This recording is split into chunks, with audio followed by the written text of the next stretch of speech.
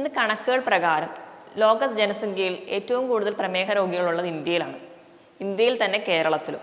നമ്മൾ പ്രോപ്പറായിട്ട് കൺട്രോൾ ചെയ്യാത്തതുകൊണ്ടാണ് ഇന്ന് പ്രമേഹ രോഗികളുടെ എണ്ണം കൂടിക്കൂടി വരുന്നത്. ഫുഡ് മാത്രം കൺട്രോൾ ചെയ്തുകൊണ്ട് മാത്രം നമുക്ക് ഡയബറ്റീസ് കൺട്രോൾ ചെയ്യാൻ പറ്റില്ല.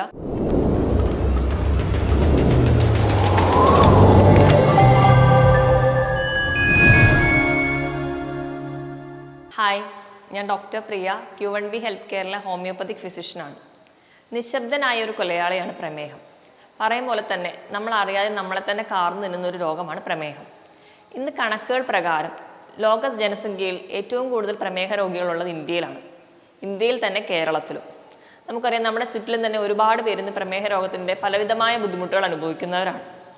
ഇന്ന് നമുക്ക് എങ്ങനെ ഒരു പ്രീ ഡയബറ്റിക് സ്റ്റേജിലുള്ളവർ അല്ലെങ്കിൽ പ്രമേഹ രോഗം ആരംഭിക്കുന്ന ജസ്റ്റ് തുടങ്ങുന്നവർ എങ്ങനെയൊക്കെ ഭക്ഷണം നിയന്ത്രിക്കാമെന്ന് നോക്കാം. പ്രമേഹം ഒരു നിശബ്ദനായ കൊലയാളി ആവാനുള്ള കാരണം തന്നെ നമ്മളിപ്പോൾ പ്രമേഹമൊക്കെ അറിഞ്ഞിട്ടുണ്ടെങ്കിലും അത് നമ്മൾ ടെസ്റ്റ് ചെയ്യുമ്പോഴോ അല്ലെങ്കിൽ നമുക്ക് പാരമ്പര്യമായിട്ട് പ്രമേഹമൊക്കെ ഉള്ളവരാണെങ്കിൽ നമ്മൾ ഇടയ്ക്കിടയ്ക്കൊക്കെ ഒരു ബ്ലഡ് ചെക്കപ്പിലൂടെ പ്രമേഹമുണ്ടെന്ന് അറിഞ്ഞാലും നമ്മൾ ഒരു ഫിസിഷ്യനെ ഒന്നും കാണാതെ നമ്മൾ കരുതും നമുക്ക് തന്നെ ഒരു ഡയറ്റൊക്കെ ഫോളോ ചെയ്ത് നമുക്ക് തന്നെ കൺട്രോൾ ചെയ്യാം. കാരണം മരുന്ന് കഴിക്കാൻ തുടങ്ങിയ ജീവിതകാലം മുഴുവൻ മരുന്ന് കഴിക്കേണ്ടി വരും എന്ന് തെറ്റായ ഒരു ധാരണ. ഇങ്ങനെ ഉള്ളതുകൊണ്ട് തന്നെ നമ്മൾ നമ്മുടേതായ ഒരു ഡയറ്റ് ഉണ്ടാക്കും. 2-3 ദിവസം മാത്രം നമ്മൾ ഡയറ്റ് ഫോളോ ചെയ്യും. പിന്നീട് അതങ്ങ് വിട്ട് നമ്മുടെ പഴയ ശീലത്തിലൂടെ തന്നെ പോകും. അങ്ങനെ കൺട്രോൾ ചെയ്യാതെ പോകുമ്പോൾ വീണ്ടും ഒരു 2-3 മാസം കഴിഞ്ഞ് ബ്ലഡ് ടെസ്റ്റ് ചെയ്യുമ്പോൾ ബ്ലഡ് ഷുഗർ ലെവലൊക്കെ ഒരു 250-ന് മുകളിൽ എത്തിക്കാണും. അപ്പോൾ നമുക്ക് നിയന്ത്രിക്കാൻ പറ്റാത്തൊരു ലെവലിലെത്തുമ്പോൾ നമ്മളൊരു ഡോക്ടറെ കൺസൾട്ട് ചെയ്യും. അങ്ങനെ ഒരു സ്റ്റേജിലെത്തുമ്പോൾ ആ ഡോക്ടർക്ക് ഒരു മെഡിസിൻ നൽകിയേ പറ്റുള്ളൂ. അത് മെഡിസിൻ മാത്രമല്ല, അതിനോടൊപ്പം സ്ട്രിക്റ്റ് ആയിട്ടൊരു ഡയറ്റ് കൂടി എടുക്കേണ്ടി വരും. അപ്പം നമ്മൾ പ്രോപ്പറായിട്ട് കൺട്രോൾ ചെയ്യാത്തതുകൊണ്ടാണ് ഇന്ന് പ്രമേഹ രോഗികളുടെ എണ്ണം കൂടിക്കൂടി വരുന്നത്. അതുകൊണ്ട് നമുക്ക് ഇന്നത്തെ ഒരു വിഷയത്തിലൂടെ നമുക്ക് എങ്ങനെ ഒരു ഫുഡ് കൺട്രോൾ ചെയ്യാമെന്ന് നോക്കാം. ആദ്യം തന്നെ ഞാൻ പറയാം, ഫുഡ് മാത്രം കൺട്രോൾ ചെയ്തുകൊണ്ട് മാത്രം നമുക്ക് ഡയബറ്റീസ് കൺട്രോൾ ചെയ്യാൻ പറ്റില്ല. ഇപ്പം മെഡിസിൻസ് ഒക്കെ വേണ്ടവരാണെങ്കിൽ കൃത്യമായിട്ട് മെഡിസിൻ എടുക്കണം. അതുപോലെ തന്നെ കൃത്യമായ വ്യായാമം, ആവശ്യത്തിന് റെസ്റ്റും അതുപോലെ ആവശ്യത്തിനുള്ള വെള്ളവും കുടിച്ചാൽ മാത്രമേ നമുക്കൊരു വിധമെങ്കിലും പ്രമേഹ രോഗം അല്ലെങ്കിൽ പ്രമേഹത്തെ കൺട്രോൾ ചെയ്യാൻ പറ്റുള്ളൂ. നമ്മുടെ ക്ലിനിക്കിലൊക്കെ വരുന്ന ഒരുപാട് പേര് നമ്മളോട് ചോദിക്കാറുള്ളതാണ്, എപ്പോഴാണ് പ്രമേഹത്തിന് മെഡിസിൻസ് എടുക്കേണ്ടത്, അല്ലെങ്കിൽ ഏത് ഒരു ലിമിറ്റ് കഴിയുമ്പോഴാണോ മെഡിസിൻ എടുക്കേണ്ടത്, ആദ്യമേ മെഡിസിൻ എടുക്കണോ, മെഡിസിൻ ജീവിതകാലം മുഴുവൻ കഴിക്കേണ്ടി വരുമോ എന്നൊക്കെ. നമ്മളിപ്പം വന്നിട്ട് ഒരാൾ പ്രമേഹ രോഗിയാണെന്നുള്ള സിംറ്റംസ് ഒക്കെ ഉണ്ടെങ്കിൽ കൂടി നമ്മൾ ബ്ലഡ് ടെസ്റ്റ് ചെയ്യാറുണ്ട്. പ്രധാനമായിട്ടും FBS, PPBS, RBS. ഇതിപ്പോൾ എല്ലാവർക്കും അറിയാം. FBS എന്ന് പറഞ്ഞു കഴിഞ്ഞാൽ വെറും വയറ്റിൽ ടെസ്റ്റ് ചെയ്യുന്നതാണ്, ഫാസ്റ്റിംഗ് ബ്ലഡ് ഷുഗർ. PPBS എന്ന് പറഞ്ഞാൽ പോസ്റ്റ് പാൻട്രൽ ബ്ലഡ് ഷുഗർ, അതായത് ഭക്ഷണം കഴിച്ച് 2 മണിക്കൂറിന് ശേഷം ടെസ്റ്റ് ചെയ്യുന്നത്. RBS എന്ന് പറയുമ്പോൾ റാൻഡം ബ്ലഡ് ഷുഗർ, അത് ഭക്ഷണം കഴിച്ചതും സമയവും തമ്മിൽ വലിയ ഒരു കണക്കുകളൊന്നും ഇല്ലാത്ത രീതിയിൽ റാൻഡം ആയിട്ട് ടെസ്റ്റ് ചെയ്യുന്നത്. ഈ 3 എണ്ണമാണ് നമ്മൾ പ്രധാനമായിട്ടും ചെയ്ത് എല്ലാവരും തന്നെ വരാറ്.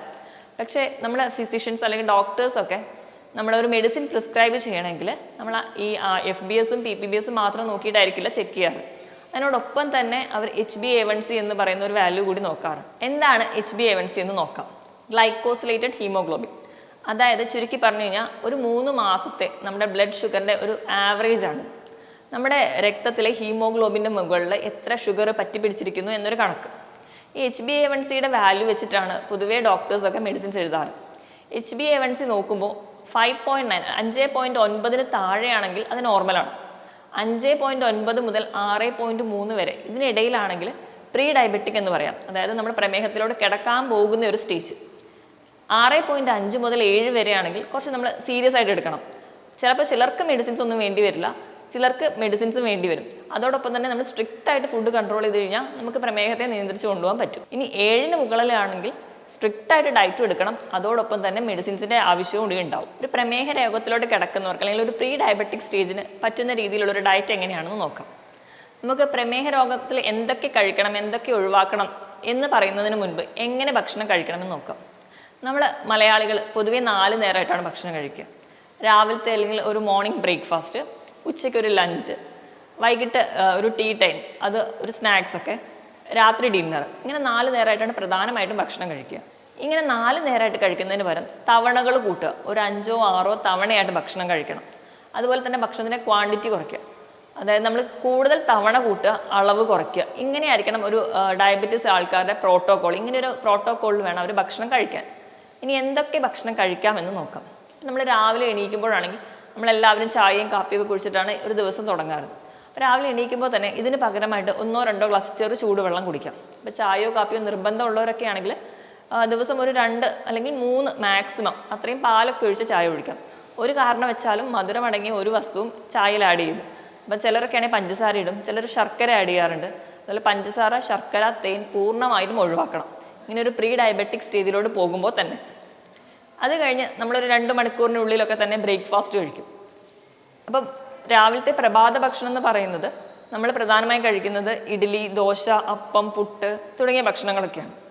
അപ്പോൾ ഒന്നാമതായിട്ട് നമ്മൾ ഇഡ്ഡലിയുടെ കാര്യം അല്ലെങ്കിൽ ദോശയുടെ കാര്യം എടുക്കുകയാണെങ്കിൽ നമുക്കറിയാം അരി പുളിപ്പിച്ചുണ്ടാക്കുന്ന ഭക്ഷണമാണ് ഇഡ്ഡലി, ദോശ, അപ്പം ഒക്കെ. ഇനി അരി പുളിപ്പിക്കുന്ന സമയത്ത് ഗ്ലൈസീമിക് ഇൻഡെക്സ് കൂടുകയാണ്. എന്താണ് ഗ്ലൈസീമിക് ഇൻഡെക്സ്? ഒരു ഭക്ഷണത്തിൽ നമ്മൾ ഭക്ഷണം കഴിച്ചു കഴിഞ്ഞാൽ നമ്മുടെ രക്തത്തിലേക്ക് ഷുഗർ കൂടുന്നതിൻ്റെ ആ ഒരു ടൈമാണ് നമ്മൾ ഗ്ലൈസീമിക് ഇൻഡെക്സ് ആയിട്ട് പറയും. ഗ്ലൈസീമിക് ഇൻഡെക്സ് കുറഞ്ഞ ഭക്ഷണങ്ങളാണ് പ്രമേഹ രോഗികൾക്ക് ഏറ്റവും നല്ലത്. അപ്പം ഞാൻ പറഞ്ഞതുപോലെ അരി പുളിപ്പിച്ചുണ്ടാക്കുന്ന ഭക്ഷണത്തിനൊക്കെ ഗ്ലൈസീമിക് ഇൻഡെക്സ് കൂടുതലാണ്. അപ്പം നമ്മൾ ആ വകയുള്ള ഭക്ഷണങ്ങൾ കഴിവതും കുറയ്ക്കാൻ വേണ്ടി ശ്രദ്ധിക്കുക. ഇപ്പം ചിലർക്കൊക്കെ ഒരു ആഗ്രഹമൊക്കെ ഉള്ളവരാണെങ്കിൽ ഇടയ്ക്കൊക്കെ 2 അല്ലെങ്കിൽ 3 ഇഡ്ഡലി വരെയൊക്കെ കഴിക്കാം. ദോശയാണെങ്കിലും 2 അല്ലെങ്കിൽ 3 വരെയൊക്കെ കഴിക്കാം. ഇനിയിപ്പോൾ ഇതിൻ്റെ കൂടെ എന്തെങ്കിലും കറികളുടെ കാര്യം നമ്മൾ ആലോചിക്കണം. അപ്പോൾ കറികൾ ആലോചിക്കുമ്പോൾ കിഴങ്ങ് വർഗ്ഗങ്ങളൊന്നും തന്നെ ഉൾപ്പെടുത്താതിരിക്കുക. കിഴങ്ങ് വർഗ്ഗങ്ങൾ എന്ന് പറയുമ്പോൾ ചേന, ചേമ്പ്, അതുപോലെ കാച്ചിൽ, കപ്പ ഇതൊക്കെ കിഴങ്ങ് വർഗ്ഗങ്ങളാണ്. അതുപോലെ തന്നെയാണ് ബീട്രൂട്ട്, ക്യാരറ്റ്. ഇവ പലർക്കും അറിയാത്തൊരു കാര്യമാണ്. ബീട്രൂട്ട്, ക്യാരറ്റ് ഒഴിവാക്കുക.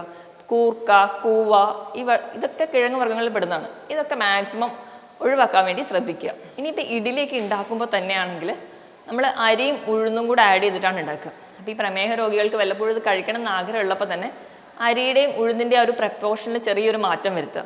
ഉഴുന്നിൻ്റെ അളവ് കുറച്ചുകൂടി കൂട്ടാവുന്നതാണ്. ഉഴുന്ന് പറയുന്നത് കൂടുതലും പ്രോട്ടീൻ ആയതുകൊണ്ട് തന്നെ നമുക്ക് ഉഴുന്നിൻ്റെ അളവ് കുറച്ച് കൂട്ടുന്നത് വഴി ഒരു വിധമൊക്കെ പ്രമേഹത്തിന് നല്ലതാണ്. അതുപോലെ തന്നെ അരി ഉപയോഗിക്കുമ്പോൾ വെള്ള അരിക്ക് പകരം തവിടുള്ള ചെമ്പാവരി ഉപയോഗിക്കാം. അതുപോലെ തന്നെ ഉലുവ ആഡ് ചെയ്യുന്നതും നല്ലതാണ്. അപ്പോൾ നമ്മൾ ദോശയോ ഇഡ്ഡലിയൊക്കെ ഉണ്ടാക്കുന്ന സമയത്ത് ഒരു പിടി ഉലുവ കൂടി ആഡ് ചെയ്യുന്നത് ഒരു പരിധി വരെയൊക്കെ നമുക്ക് പ്രമേഹത്തെ കൺട്രോൾ ചെയ്യാൻ വേണ്ടിയിട്ട് ഉലുവ സഹായിക്കുന്നതായിട്ടാണ് പഠനങ്ങൾ പറയുന്നത്. ഇനി രണ്ടാമതായിട്ട് നമുക്ക് ഭയങ്കര ഇഷ്ടമുള്ളൊരു ഫുഡാണ് പുട്ട്. പുട്ടിൻ്റെ കൂടെ ഒരിക്കലും പഴം, പഞ്ചസാര ഇവ കഴിക്കാതിരിക്കുക. അതിന് പകരം നമ്മളൊരു ചെറിയ കഷ്ണം പുട്ടെടുക്കുകയാണെങ്കിൽ അതിനോട് തന്നെ തുല്യമായ ഒരു അളവിൽ, അതായത് 1:1 റേഷ്യോയിൽ പുട്ട് കടല കഴിക്കാം, പുട്ട് പയറ് കഴിക്കാം. അല്ലെങ്കിൽ അങ്ങനെയുള്ള പ്രോട്ടീൻ ആയിട്ടുള്ള എന്തെങ്കിലും ഒരു ഭക്ഷണം, പുട്ട്, മുട്ടക്കറി അങ്ങനെ എന്തെങ്കിലും കഴിക്കാം. അല്ലാതെ പുട്ട്, പഴം തുടങ്ങിയത് കഴിക്കാതിരിക്കാൻ വേണ്ടി ശ്രദ്ധിക്കുക. ഇവിടെയും അരി എടുക്കുമ്പോൾ ഇപ്പോഴും തവിട് അടങ്ങിയ അരി എടുക്കാൻ വേണ്ടി ശ്രദ്ധിക്കുക. ഇപ്പം അപ്പം ഉണ്ടാക്കുന്നതാണെങ്കിലും എല്ലാം ഭക്ഷണങ്ങളും തുല്യ അളവിൽ കറി എടുക്കാൻ കഴിയും. അപ്പത്തിനൂടെ കടലക്കറി ആണെങ്കിൽ ഒരപ്പം എടുക്കുകയാണെങ്കിൽ അത്രയും തന്നെ അളവിൽ കടലക്കറി എടുക്കാൻ വേണ്ടി ശ്രദ്ധിക്കുക. ഇങ്ങനെ കഴിക്കുമ്പോൾ നമ്മൾ കടലയിൽ അടങ്ങിയിട്ടുള്ളത് പ്രോട്ടീനും ഫൈബറുകളുമാണ്. ധാരാളം പ്രോട്ടീനും ഫൈബറും ചെല്ലുമ്പോൾ നമുക്ക് അത്രയ്ക്ക് അങ്ങ് വിശക്കത്തുമില്ല, നമ്മുടെ ശരീരത്തിന് ഒരുവിധം നല്ലതാണ്. പിന്നെ നമ്മൾ മെയിനായിട്ട് വീട്ടിലുണ്ടാക്കുന്നതാണ് ഉപ്പുമാവ്.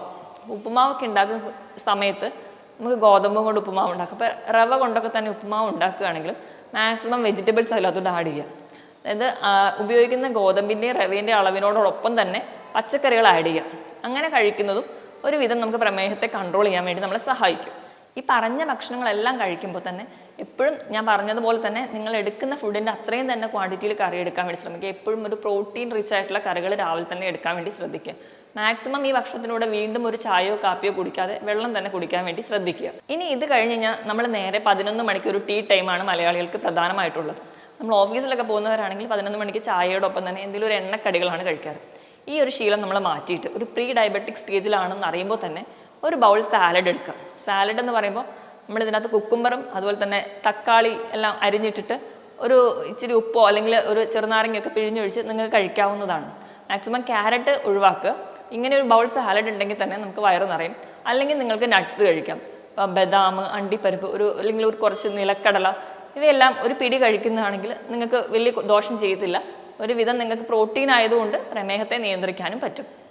ഇനി നമ്മൾ മലയാളികൾ ഉച്ചനേരം അല്ലെങ്കിൽ നമ്മൾ ഊണ് പ്രധാനമായും നമ്മളൊരു വിഭവ സമൃദ്ധമായിട്ടാണ് ഊണ് കഴിക്കാറ്. ഇനി മൂന്നാമത്തേതാണ് നമ്മുടെ ലഞ്ച് ടൈം. അത് നമ്മൾ മലയാളികൾ നല്ല കാര്യമായിട്ട് കഴിക്കുന്ന ഒരു സമയം, നമ്മൾ ഹെവി ആയിട്ട് കഴിക്കുന്നത് ഉച്ചഭക്ഷണമാണ്. നമുക്കിനി എങ്ങനെ ഒരു പ്രീ ഡയബറ്റിക്സിലുള്ളവർക്ക് ലഞ്ച് എങ്ങനെ മാനേജ് ചെയ്യാമെന്ന് നോക്കാം. നമുക്കൊരു പ്ലേറ്റ് മെത്തേഡാണ് പറയുന്നത്. പ്ലേറ്റ് മെത്തേഡ് എന്ന് പറയുമ്പോൾ 1/4 ഭാഗം നമ്മൾ അരി ഭക്ഷണങ്ങൾ കഴിക്കാം. അരി ഭക്ഷണം എന്ന് പറഞ്ഞാൽ തവിടടങ്ങിയ അരികൾ അല്ലെങ്കിൽ കുത്തരി ഉപയോഗിക്കാൻ വേണ്ടി ശ്രദ്ധിക്കുക. നിങ്ങൾക്ക് ഒരു പിടി വരെ ചോറ് ഉപയോഗിക്കാം. അതുപോലെ തന്നെ ഇപ്പോൾ ചോറിന് പകരം നിങ്ങൾക്ക് ചപ്പാത്തി ആണെങ്കിൽ 1-2 ചപ്പാത്തി കഴിക്കാം. പിന്നെ ഒരു 1/4 ഭാഗം എന്ന് പറയുന്നത് പ്രോട്ടീനാണ്. പ്രോട്ടീൻ എന്ന് പറയുമ്പോൾ നിങ്ങൾക്ക് മുട്ട ഉപയോഗിക്കാം, പയറ്, പരിപ്പ്, അങ്ങനത്തെ കടല എന്ത് നിങ്ങൾക്ക് പ്രോട്ടീനായിട്ട് ഉപയോഗിക്കാം. അല്ലെങ്കിൽ പനീർ തുടങ്ങിയ ഇതൊക്കെ പ്രോട്ടീനേഷ്യസ് ഫുഡാണ്. ഇതൊക്കെ നിങ്ങൾക്ക് ഉൾപ്പെടുത്താം. ഇത് കഴിഞ്ഞ് ബാക്കിയുള്ള ഒരു അര ഭാഗം എന്ന് പറഞ്ഞാൽ പച്ചക്കറികൾക്ക് വേണ്ടിയിട്ട് ഉപയോഗിക്കണം. പച്ചക്കറികൾ നിങ്ങൾക്ക് സാലഡായിട്ട് ഉൾപ്പെടുത്താം, അല്ലെങ്കിൽ എന്നും നിങ്ങൾ ഇലക്കറികൾ ഉൾപ്പെടുത്താൻ വേണ്ടി ശ്രദ്ധിക്കുക. അതുപോലെ തന്നെ മൈക്രോ ഗ്രീൻസ് എന്ന് പറഞ്ഞാൽ നമുക്കറിയാം, നമ്മൾ ചെറുതായിട്ട് പയറും കടലയൊക്കെ മുളപ്പിച്ച് ഇപ്പോൾ എല്ലാവരും ചെയ്യുന്നതാണ്. നമ്മുടെ വീടുകളിൽ തന്നെ ഈസി ആയിട്ട് നമുക്ക് ടിഷ്യൂ പേപ്പർ വെച്ച് തന്നെ കൾട്ടിവേറ്റ് ചെയ്തെടുക്കാൻ പറ്റുന്ന ഒന്നാണ് ചെറുതായിട്ട് മുളപ്പിച്ച പയറ്, കടല. ഒരു 2 ഇല വരുന്നവരെ അതിനെ വളർത്തിയിട്ട് ആ ഇലകൾ മുറിച്ച് തോരൻ വെക്കുക. 1-2 ഇഞ്ച് വരെ അതിന് വലുപ്പം വരുമ്പോൾ അത് മുറിച്ചിട്ട് നമുക്ക് തോരൻ വെക്കുക കഴിക്കും. അതിൽ ധാരാളം ആൻറ്റി ഓക്സിഡൻസും ന്യൂട്രിയൻസും ഒക്കെ ഉണ്ട്, ധാരാളം വൈറ്റമിൻസും ഉണ്ട്. അപ്പോൾ ഇത് പ്രമേഹ രോഗികൾക്ക് വളരെ നല്ലൊരു ഫുഡാണ്. അപ്പം അങ്ങനെ കഴിക്കാം. അല്ലെങ്കിൽ നിങ്ങൾക്ക് മറ്റു പച്ചക്കറികളൊക്കെ തോരൻ വെച്ചിട്ടോ ഒക്കെ കഴിക്കാവുന്നതാണ്. അപ്പം മാക്സിമം ഒരു അര ഭാഗമെങ്കിലും പച്ചക്കറികളും സാലഡ്സും ഉൾപ്പെടുത്താൻ വേണ്ടി ശ്രദ്ധിക്കുക. ഇനി വൈകുന്നേരത്തെ ചായ എന്ന് പറയുന്നത് എല്ലാവർക്കും നിർബന്ധമുള്ളതാണ്. അപ്പം മാക്സിമം അത് ഒഴിവാക്കാൻ വേണ്ടി ശ്രദ്ധിക്കുക. അതിന് പകരം നിങ്ങൾക്ക് ഗ്രീൻ ടീ ഉപയോഗിക്കാം. അപ്പം അങ്ങനെ സ്നാക്സ് ഒക്കെ നിർബന്ധം അല്ലെങ്കിൽ ചായ നിർബന്ധമുള്ളവർക്കാണെങ്കിൽ നിങ്ങൾക്ക് ചായ ഉപയോഗിക്കാം. മാക്സിമം പഞ്ചസാരയോ ശർക്കരയോ തേനോ ഇതൊക്കെ ഒഴിവാക്കാൻ വേണ്ടി ശ്രദ്ധിക്കുക. ഇങ്ങനെ ഒരു സമയത്ത് നിങ്ങൾക്ക് നേരത്തെ പറഞ്ഞ പോലെ എന്തെങ്കിലും ഒരു ഫ്രൂട്ട്സ് കഴിക്കാം, ഏതെങ്കിലും ഒരു പഴവർഗ്ഗങ്ങൾ, ഏതെങ്കിലും ഒരെണ്ണം മാത്രം നിങ്ങൾ ഒരു ദിവസം വേണ്ടി കഴിക്കാൻ വേണ്ടി ശ്രദ്ധിക്കുക. ഇപ്പം നിങ്ങൾക്ക് എന്ന് പറഞ്ഞാൽ ഒരു പ്രമേഹം ഉണ്ടെന്നോർത്ത് അല്ലെങ്കിൽ പ്രമേഹം ഒരു ബോർഡറിലാണെന്നോർത്ത് എല്ലാ പഴവർഗ്ഗങ്ങളും ഒഴിവാക്കേണ്ടതില്ല.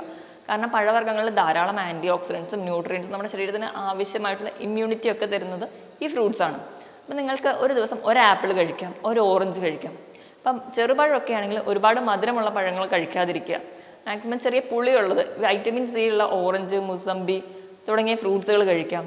ആപ്പിള്, പേരയ്ക്ക തുടങ്ങിയ ഫ്രൂട്ട്സ്, തണ്ണിമത്തൻ ഇവയൊക്കെ നിങ്ങൾക്ക് കഴിക്കാവുന്നതാണ്. ഇതിനൊന്നും അതിന് മാത്രം ഒരു ഗ്ലൈസീമിക് ഇൻഡെക്സ് ഇല്ലതാണ്. അപ്പം നിങ്ങൾക്ക് ഏതെങ്കിലും ഒരു ഫ്രൂട്ട് ഈ ഒരു സമയത്ത് കഴിക്കാം. അല്ലാതെ തന്നെ ഇപ്പം സ്നാക്സ് ആയിട്ട് നിങ്ങൾക്ക് ഷുഗർ ഫ്രീ ആയിട്ടുള്ള ബിസ്ക്കറ്റ്സ് ഒക്കെ ഉണ്ട്, അത് വേണമെങ്കിൽ അത് ഉപയോഗിക്കാം. ഇനി നമുക്ക് രാത്രിയത്തെ ഡിന്നറിൻ്റെ കാര്യം നോക്കുകയാണെങ്കിൽ ഡിന്നർ മാക്സിമം ഒരു 7 മണിക്കെങ്കിലും കഴിക്കാൻ വേണ്ടി ശ്രദ്ധിക്കുക. 7 മണിക്ക് നമ്മൾ ഒരു ഡിന്നർ കഴിക്കുന്നതാണ് എപ്പോഴും നല്ലത്. അപ്പം നിങ്ങൾ ആ ടൈമിൽ കഴിക്കുമ്പോൾ നിങ്ങൾക്ക് ചപ്പാത്തി കഴിക്കാം, 1-2 ചപ്പാത്തി. അതുപോലെ തന്നെ അതിനോടൊപ്പം തന്നെ ഒരു ബൗൾ സാലഡ് കഴിക്കാം, അല്ലെങ്കിൽ ഓട്സ് കഴിക്കാം.